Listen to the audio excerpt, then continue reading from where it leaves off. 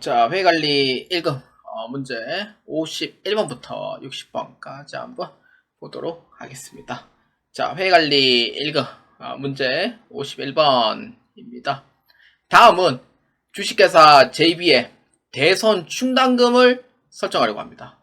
보기에서 대손 충당금의 한도 초과 및 2024년 송금 불산입 대상 금액으로 올바른 것은 입니다. 이 문제는 진짜 몇 번이고 한번 인증을 해봤어요. 자, 한번 보도록 합시다. 자, 보기. 대손 발생일은 2024년 7월 4일. 부도입니다. 자, 부도는 무조건 경과 기간을 먼저 봐야 되죠. 6개월이 경과를 하냐, 안 하냐, 그걸 봐야 됩니다. 경과합니까? 안 하죠. 그래서 이거는 전액 송금 불산입이에요. 왜냐? 6개월 안 넘었으니까. 근데 6개월이 넘었다라고 하면은 1,000원 남기고 그렇게 하시면 되는데 이거는 7월 4일이기 때문에 6개월이 안 넘어요. 그 다음에 2024년도 9월 11일 파산입니다. 이거는 이제 송금으로 인정을 하죠. 그 다음 이제 밑에 거 2024년 현재 소매시효 미완성 240만원. 소매시효 완성 예정은 10월 말일이고요. 전기의 소멸시효 미완성 세부조정을 송금 불산입으로 처리를 했대요. 그러니까 미리 해놨고 조정 다 해놨고 그렇기 때문에 뭐 올해는 사실 그냥 놔두면 돼요. 놔두면 되고 그냥 이제 한도 계산할 때는 그 이제 전기에 이제 송금 불산입 이제 누계에게 더해주면 되는 거고요. 그래서 이렇게 보시면 됩니다. 자, 그래서 이제 대손 충당금을 보아하니 한번 이제 그려볼까요? 대손 충당금은 기초가 오른쪽입니다. 그렇기 때문에 기초금액 1,700만원, 대손 발생금액 790만원, 이렇게. 240만원은 저기 작년 거니까 관계없어요. 그 다음에 결산시 보충금액 600만원, 차기 2월 해당하는 금액이 얼마니까 1,510만원, 이렇게 돼요. 대차 평균의 원리에 의해서 금액이 맞아야 되거든요. 그렇기 때문에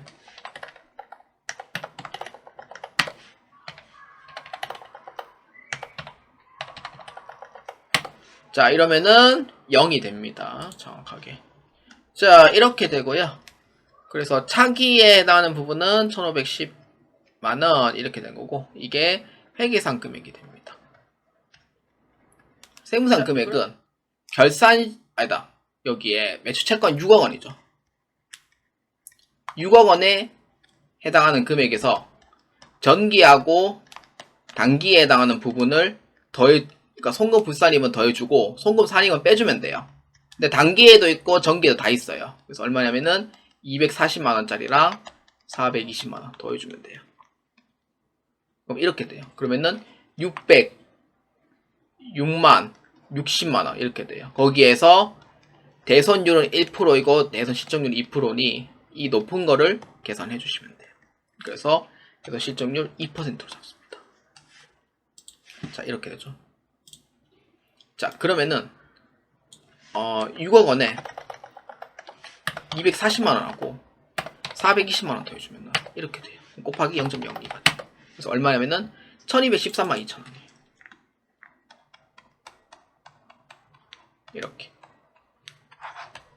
이렇게 됩니다. 자, 그랬더니 그러면 여기에서 1,510만원만큼 빼면 돼요. 그러니까 세무상 한도는 1213만 2천원이고요. 회계상 한도액은 1,510만원이에요. 한도 초과가 돼요. 그래서 얼마냐면은 296만 8천원이 됩니다. 이게 틀렸죠. 그 다음에 대손 충당금 한도 초과액은 나왔고요. 그 다음에 2024년 송금 불산이 대상 금액은 얼마냐고 했을 때 얼마예요? 이거죠.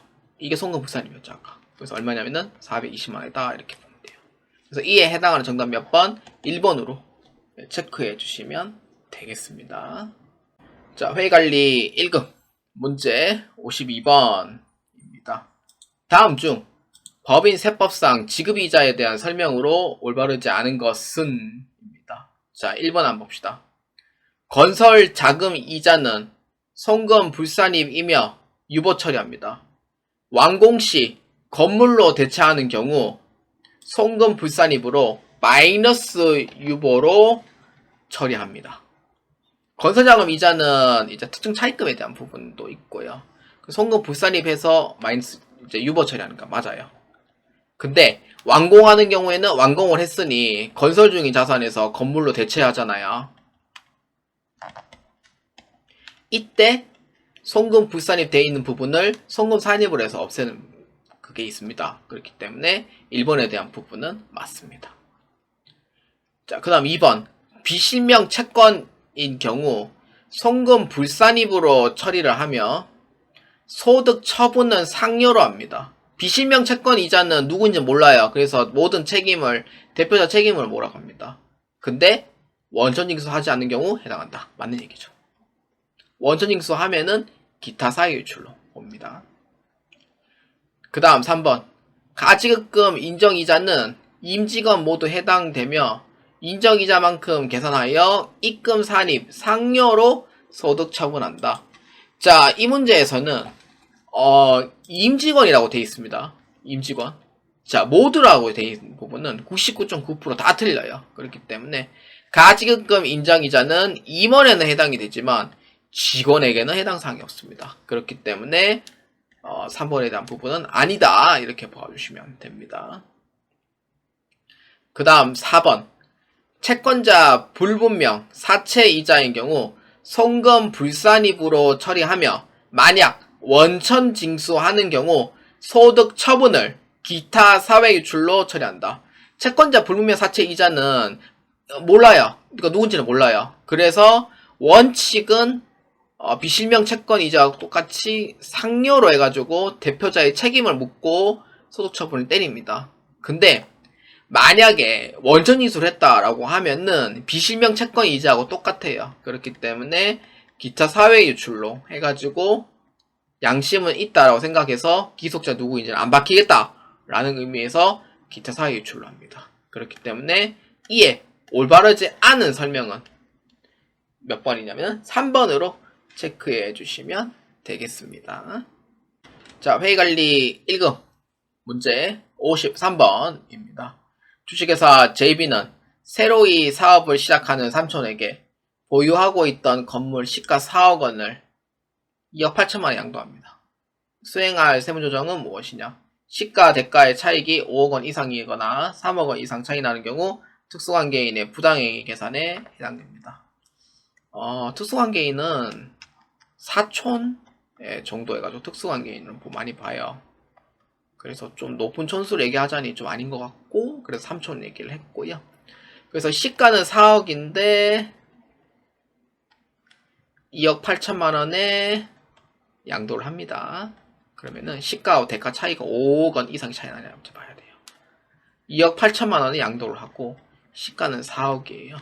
그러면 5% 이상이 나냐 안 나냐 이제 그걸 알아야 되는데 이렇게 계산하는 방식이 아니고요. 시가 대가 차익이 1억 2천만 원이 됩니다.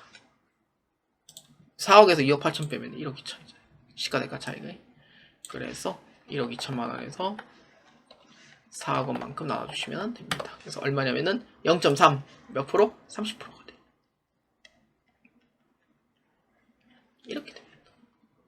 30%가 해당이 되고, 그래서 수행할 세무조정은 무엇인가입니다. 그러면은 1억 2천만 원에 이제 그거에 대해서 세무조정 때려야 되겠죠. 왜냐면 시가 대가 차이가 1억 2천만 원. 게다가 비율은 30% 넘으니 부당행위가 되는 거예요. 부당행위는 기타 사회 유출로 되는 경우도 있긴 하지만 상여로 처분하는 경우가 많습니다. 그렇다 보니 이 문제에서는 자, 저가양도죠. 그렇기 때문에 누구인지는 알겠다 해가지고 그러니까 4번 기타 사회 유출로 처리해 주시면 되겠습니다. 자, 회의관리 1급 문제 54번입니다. 다음은 제조업을 영위를 하는 주식회사 JB의 2월 교성금 및 과세 표준 자료입니다. 다음 보기에서 주식회사 JB의 2024년도 과세 표준을 계산하면 얼마인가 입니다. 뭐 이거는 뭐 입금 산입, 송금 산입 더해주고 빼주면 뭐 되고요. 2억 5천만 원 그대로 나와요. 자, 2월 결성금인데 2월 결성금이 아시는 이제 부분이 09년도 이후는 10년이고요. 19년도 이후는 15년도로 변경됐습니다. 그러니까 2월 이제 적용되는 기간이. 그러면은 2009년도는 24년도 기준에서 어떻게 돼요? 끝났죠? 2014년도는 딱 10년이에요. 그래서 2024년도까지는 해당이 돼요. 그래서 해당되고 이 부분은 당연히 경과 기간이 안 됐으니 당연히 해당이 되는 거죠. 그래서 얼마예요? 이 금액도 다 합치면은 2억이 돼요. 그 다음에 당기순이익은 얼마냐면은 각 3년 소득금액이 얼마냐면은 세무조정까지 해서 2억 5천만원. 그래서 가세표준 얼마예요? 5천만원이 돼요. 그래서 이에 해당한 정답 몇 번? 4번으로 체크해 주시면 되겠습니다. 자, 회의관리 1급 문제 55번입니다. 다음에 자료를 보아 주식회사 JB는 법인세 신고 시 산출세액을 계산하면 얼마인가? 입니다. 산출세액입니다. 자, 봅시다. 당기순이익 6,500만원, 임대보증금에 대한 간주입금이 300만원 더해주고, 매출 누락을 했으니 당연히 이건 입금 산입이죠. 왜? 올해 매출 안 잡았으니 당연히 수익으로 봐야 되죠. 그 다음에 증빙누락가산세, 연구인력의 세액 공제는 이거는 이제 그게 산출세액 이후에 해당이 됩니다. 그러니까 이거는 조정이 없어요. 결론은 법인세 계산 구조를 보시면은 증빙누락가산세 세액 공제는 산출세액 이후에 해당하는 행위예요. 그 다음에 DB형 퇴직연금 250만원, 이거는 송금 산입이 되는 거죠. 이렇게 해주면 돼요. 자, 2번, 3번, 6번 해가지고 조정을 했어요. 그래서 얼마예요? 500에 250, 250만원이 되는 거죠. 이렇게 됩니다. 자, 그랬더니 당기순이익은 6,500이고요. 세무조정을 했으니 250만원만큼 더해주면 돼요. 더해주는 거예요. 빼는 게 아니고. 그래서 더해주시면 되고. 왜? 입금 산입금액이 더 많으니까요.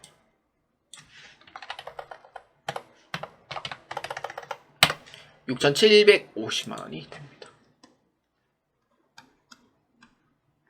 그래서 거기에다가 산출세액을 하면은 2억원 이하는 9%이기 때문에 그냥 9% 때리면 돼요. 자, 그래서 얼마냐? 600만 7만 5천원입니다. 607만 5천. 10%는 675만원 이렇게 돼요. 그래서 9%니까 이 금액이 적용되고, 이에 해당한 정답 몇 번? 2번으로 체크해 주시면 되겠습니다. 그래서 이 문제는 그 법인세 계산 구조를 아는지 모르는지에 대한 문제입니다. 자, 회관리 1급 문제 56번입니다. 다음 중 법인세 신고 납부에 대한 설명으로 올바르지 않은 것은 입니다. 자, 1번입니다. 사업연도 종료 후 3개월 이내에 신고 납부한다. 즉 6월 말 결산인 법인 경우 9월 말까지 신고 납부한다. 맞습니까? 그렇죠. 맞죠. 1번은 맞습니다. 그 다음 2번. 법인세 신고 시 세무조정 계산서 및 재무제표는 필수 제출이다. 이거는 아셔야 돼요. 그러니까 재무제표 있어야 되고요. 세무조정 계산서 있어야 되고요. 그거에 따른 부속 서류가 있어야 돼요. 그렇기 때문에 필수 제출이다. 맞습니다. 그 다음 3번. 법인세 신고한 금액이 없더라도 신고해야 한다. 잘못했죠. 법인세 신고한 금액. 이거 납부한 금액이 없더라도 신고하여야 한다. 라는 의미입니다. 그래서 맞습니다. 자, 다음 몇 번? 4번입니다. 법인세 납부 금액이 1천만원을 초과하는 경우 분납할 수 없다고 되어 있지만 1천만원을 초과하는 경우에는 분납이 가능합니다. 그래서 처음에는 1천만원이면은 50% 이상 내고 나머지 내면 되고요. 2천만원인 경우에는 먼저 이제 반 이상 내고 그 다음에 나머지 금액 내면 되고요. 그래서 반반 나눠서 내거든요. 대체로. 그래서 2천만 원인 경우에는 1천만 원 이상 납부를 하고 60일 이내에 분납할 수 있다. 맞습니다. 여기 맞는데 앞에 부분이 틀렸어요. 그래서 이에 올바르지 않은 거 몇 번? 4번으로 체크해 주시면 되겠습니다. 자, 회의관리 1급 문제 57번입니다. 다음 중 소득세 특징으로 올바르지 않은 것은 입니다. 자, 볼까요? 자, 1번 한번 봅시다. 소득세는 개인이 벌어들인 소득을 과세기간을 임의로 신청하여 세금 신고 납부가 가능하다. 소득세는 무조건 정해져 있어요. 1월 1일부터 12월 말까지요. 그러니까 임의 변경 안 돼요. 소득세는. 그래서 1번은 아닙니다. 그 다음 2번 총 8단계의 누진세율이 적용한다. 맞죠? 3번 인적자원 공제를 할 수 있다. 본인 등 뭐 이렇게 공제. 4번 세금을 완납함으로써 납세 의무가 종결되는 완납적 원천징수 제도가 존재한다. 맞습니까? 틀립니까? 맞죠. 그렇죠. 완납적 원천징수가 맞습니다. 그래서 이에 올바르지 않은 건 몇 번? 1번으로 체크해 주시면 되겠습니다. 자, 회의관리 1급 문제 58번입니다. 다음 중 해당하는 소득의 종류는 무엇인가? 입니다. 보기입니다. 종합소득세에 해당한다. 종합소득세라고 하면은 이자소득, 배당소득, 사업소득, 근로소득, 연금소득, 기타소득 이렇게 해당이 돼요. 그럼 두 번째, 매년 발생하는 소득이다. 맞습니까? 그렇죠. 매년 발생하는 소득이죠. 전부 다. 선생님 그러면 이 6가지 다 되는 거 아니에요?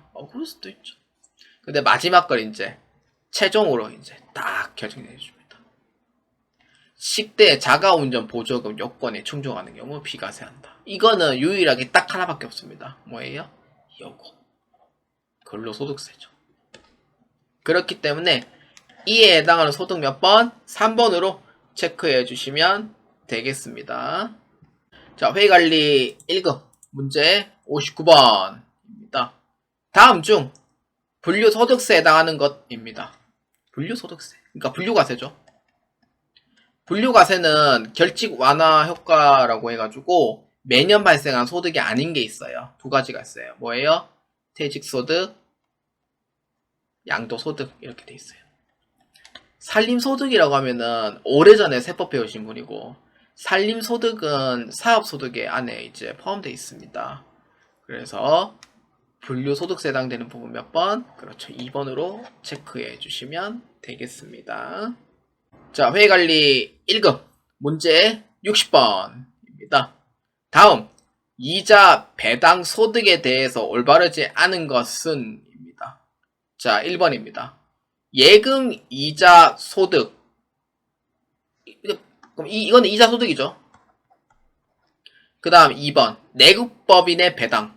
이건 배당 소득 맞죠? 3번 이자 배당 소득은 4천만원 이하 시 분리과세 가능하다. 이게 옛날 얘기죠.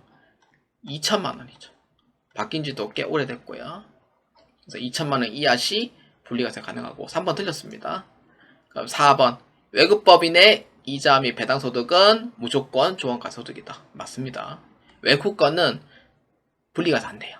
그렇기 때문에 종합과세 소득으로 분류합니다. 그래서 이에 올바르지 않은 거 몇 번? 3번으로 체크해 주시면 되겠습니다.